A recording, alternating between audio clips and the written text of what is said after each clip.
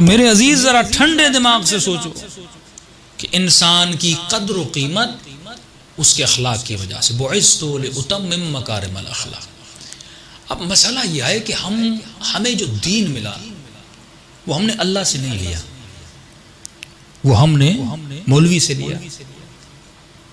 اب ہم نے یہ بھی نہیں دیکھا اس مولوی میں تعصب ہے نہیں ہے، اس کی صفت اچھی ہے نہیں۔ پہلی شرط جو اہل بیت نے رسول خدا نے اور قرآن نے رکھی وہ پیش امام کے لیے بھی شرط عدالت تھی کہ جس کو تم صرف 17 منٹ نماز کے لیے کھڑا کرتے ہو یہ دیکھو وہ عادل ہو۔ پوچھا گیا عادل کی نشانی کیا ہے؟ عادل کیسے کہتے ہیں؟ جسے تم نے گناہ کبیرہ کرتے ہوئے نہ دیکھا ہو۔ اگر کسی مولوی کو مسجد میں بیٹھ کر غیبت کرتے ہوئے دیکھو اس کے پیچھے نماز، وہ عادل ہے ہی نہیں، وہ بیٹھ کے لوگوں کی برائیاں کر رہا، غیبت کر رہا ہے۔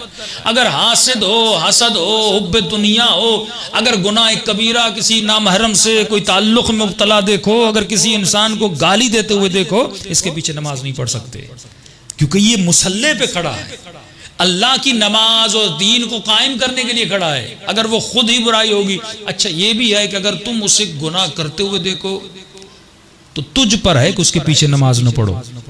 اب یہ نہیں کہ تم مشہوری کرنا شروع کر دو کیونکہ کسی اور کو تو پتا نہیں وہ برا ہے، تجھے پتا ہے، تو تجھ پر واجب ہے کہ اس کے پیچھے نماز پڑھو۔ تو نیت کیا کرو؟ فرادہ کرو، نیت جماعت نہ کرو۔ لیکن اگر تم نے اس کو بدنام کرنا شروع کر دیا پھر تو بھی عادل نہیں، پھر تیرا بھی کارنامہ وہی ہوگا۔ تو گناہ بھی چھپانا ہے کیونکہ وہ ستار العیوب ہے۔ بعض مومنین میں یہ بھی ہے کہ مولانا اچھا نہیں لگتا، اس کی برائی دیکھ لی 10 لوگوں کو بتانا شروع کر دیتے ہیں، ارے یہ برا ہے۔ اب وہ جس نے سنا پر اس پر بھی واجب ہے کہ اس کی بات کو نہ مانے جب تک خود آنکھوں سے۔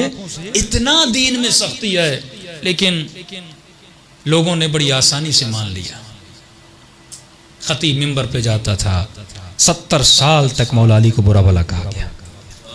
سب و شتم 2 لفظ ہیں قرآن میں، تقریباً 41 ٹائم خدا نے، جب بحث برات نکلے گی اس میں ذکر کروں گا، آج کوشش کروں گا، 41 ٹائم خدا نے لعنت بھیجی ہے۔ قرآن لعنت جائز ہے کیونکہ خدا بھیج رہا ہے۔ ایک مرتبہ خدا نے سب کیا ہے، یعنی خدا نے گویا اللہ والی گالی، ایک مرتبہ خدا نے ایک بندے کو زنیم کہا، اے حرام زادے، سب کیا۔ اور خدا جسے سب کرے وہ سب بھی حقیقت ہوتی ہے۔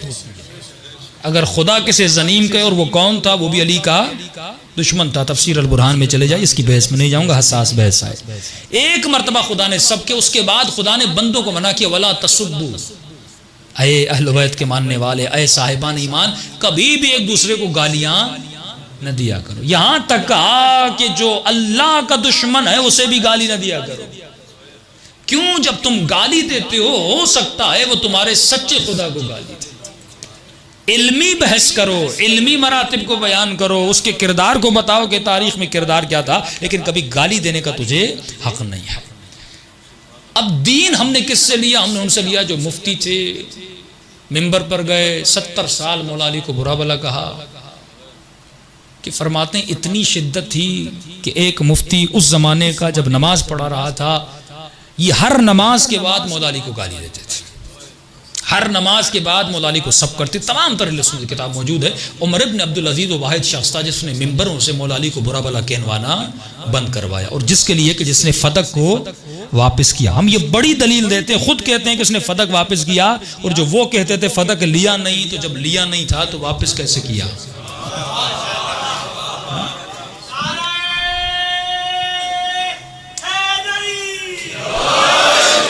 اور یہ جب سے منحوس جلالی کا قصہ چلا ہے تو بعض لوگ کہتے ہیں مولانا اس نے توہین کر دی۔ میں نے کہا یہ جو زبان سے اس نے جملے کہے ہیں اس میں بھی اللہ کی بڑی حکمت ہے کہ معصوم کی دعا ہے نا کہ ظالم کو ظالم سے لڑا دے۔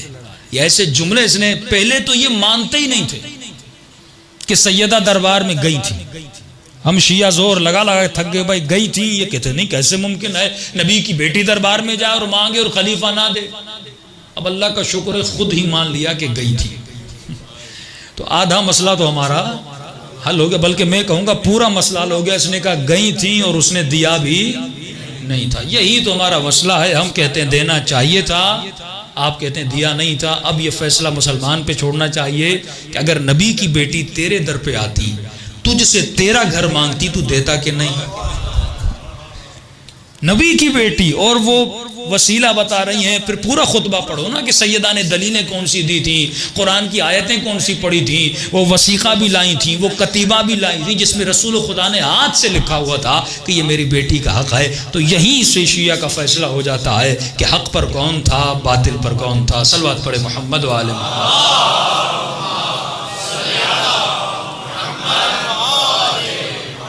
الحمدللہ یہ سوشل میڈیا بڑی آسانی ہمارے لیے پیدا کر رہا ہے. محمد علی انجینئر جیسے، مولانا اسحاق جیسے، بہت سارے ایسے اور بھی مولانا ہیں انٹیریل سندھ میں جن کو اللہ نے ہدایت کا راستہ دکھلایا. اب تھوڑا بہت مومنین کہتے ہیں کہ مولانا یہ محمد علی انجینئر ہے، یہ دو چیزوں پہ اٹکا ہوا ہے. میں نے کہا وہ دو چیزیں بھی ہٹ جائیں تو پورا شیعہ بن جائے. اب اسی پہ رہنے دو بیچارے کو. پھر نہ یہ بھی مولانا طارق جمیل جس پہ 30 ایئرز 40 ایئرز انہوں نے محنت کی.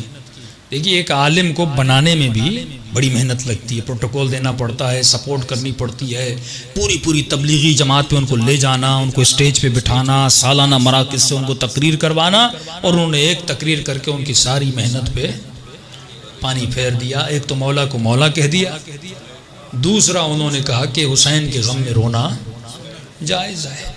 دو چیزیں انہوں نے کہہ دی اور خود بھی رو رہے تھے. اور یقیناً جب انسان متقی ہو اور اس پہ بڑھاپا آ جاتا ہے وہ اپنی قبر کا سوچتا ہے، لوگوں کا نہیں سوچتا. اور یہی خوف خدا تھا جو ان کی زبان سے حق بیان. ورنہ کتابیں پڑھنے کہاں دیتے تھے، صحیح بخاری اٹھانے کہاں دیتے تھے. ایک کتاب ہے ریسرچ فرام سنی بکس، یہ ہم نے 2002 میں بہت بھاری کتاب ہے، تقریباً اس کے 2000 یا 1500 صفحے ہیں. پنڈی کے ایک بندے نے لکھی تھی کسی وہابی کے جواب میں، جب شیعوں کو کہا گیا تھا یہ کافر ہیں تو انہوں نے پھر رد اس میں جواب لکھی تھی. اس کا جواب آج تک نہیں آیا، اس پہ پابندی لگ گئی، پاکستان میں یہ کتاب نہیں چھپے گی. Research from Sunni books, Urdu میں نام تھا تحقیقی دستاویز. اتنی خطرناک کتاب تھی کہ اگر کوئی اہل سنت پڑھ لے میں نہیں سمجھتا وہ شیعہ نہیں ہوگا. ساری اہل سنت کی کتابوں کے ریفرنسز کہ کہاں کہاں رسول خدا کی توہین ہے، کہاں کہاں ازواج کی توہین ہے. عجیب عجیب وہاں سے نسخے کتابیں لکھی گئی تھی. پھر جب پابندی لگی تو ہم نے اس کو CD میں ڈال دیا. CD میں ڈالنے کے بعد 2002 2003 2004 میں ہم نے ہر جگہ اس کتاب کو پھیلا. الحمدللہ اس سے بہت سارے لوگ شیعہ ہوئے، ان کو پتہ ہی نہیں تھا کہ واقعاً ہماری کتابوں میں. اب سلمان رشدی آپ اس کو گالی دیتے ہو، ڈنمارک کے لوگ ہیں رسول خدا کے کارٹون بناتے ہیں، آپ ان کو گالیاں دیتے ہو. آج تک کسی نے نہیں سوچا یہ چیزیں لاتے کہاں سے. یہ ساری چیزیں جو نبی پر الزامات یا توہین کے الزام لگاتے ساری کتابوں میں موجود ہیں. آپ پہلے کتابوں کا صفایا کرو نا. لیکن نہیں، ہمارے لیے بخاری عزیز ہے، رسول خدا عزیز نہیں ہے. ہمیں مسلم کا احترام ہے، بخاری کا احترام ہے.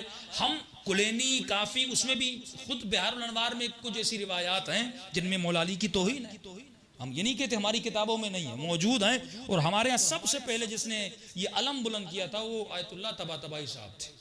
یعنی ہمارے حوزے میں بھی اختلاف تھا کہ آپ کی کتابوں میں جو ایسی روایات ہیں جس میں توہین اہل بیت ہے ان کو نکالا جائے. پھر بہار الانوار کا بھی ایک آیت اللہ محسنی جو افغانستان کے تھے، مرحوم ہو گئے، انہوں نے بہار کا خلاصہ لکھا. وہ روایتیں انہوں نے نکال دیں جو ضعیف تھیں یا جن میں خدشہ تھا اہل بیت کی توہین ہے. بہار کا خلاصہ بنا ہے، وہ بھی ابھی چھپ چکا ہے. ایران میں بھی اردو میں شاید نہیں چھپا. تو ہمارے ہاں بھی ایسی چیزیں تھیں، لوگوں نے صفایا کیا. اور سب سے بڑی بات کہ ہم نے آج تک نہیں کہا کہ ہماری کتابیں صحیح ہیں. کسی کتاب کے سامنے لفظ صحیح موجود نہیں ہے. ہم نے کہا اس میں ضعیف بھی ہیں، اس میں قوی بھی ہیں. جو ملا پہلے انہوں نے مٹیریل کو جمع کیا، بعد میں آنے والوں کا کام تھا کہ اس کی چھاٹی کریں، اس میں جو صحیح ہیں اس کو چھاٹا جائے. تو ہمارا یہ کام ہو رہا ہے. تو اہل سنت کا بھی ہونا چاہیے کہ وہ حدیثیں، وہ روایات جو ضعیف ہیں، جن سے یہ ملے کہ رسول خدا کی توہین ہو رہی ہے یا نبی کی بیوی کی توہین ہو رہی ہے، وہ ایسی ہیں میں ممبر سے پڑھ بھی نہیں سکتا. لیکن اگر آپ تحقیقی دستاویز کو نیٹ پہ سرچ کریں، اگر نہیں ہے تو مجھے میسج کر دیں، ساری کتاب آپ کو بھیج دوں گا. اس میں سارے حوالے جات موجود ہیں. تو ہر مسلم کو، ہر مومن کو، ہر جوان کو یہ کوشش کرنی چاہیے وہ خود ریفرنسز پڑھے، خود اپنی کتابوں کو پڑھے. تو وہاں سے جو دین ملے گا وہ اور ہوگا، اور جو دین ان کے مفتی بتا رہے ہیں وہ دین اور ہے. صلوات پڑھے محمد وعلی محمد.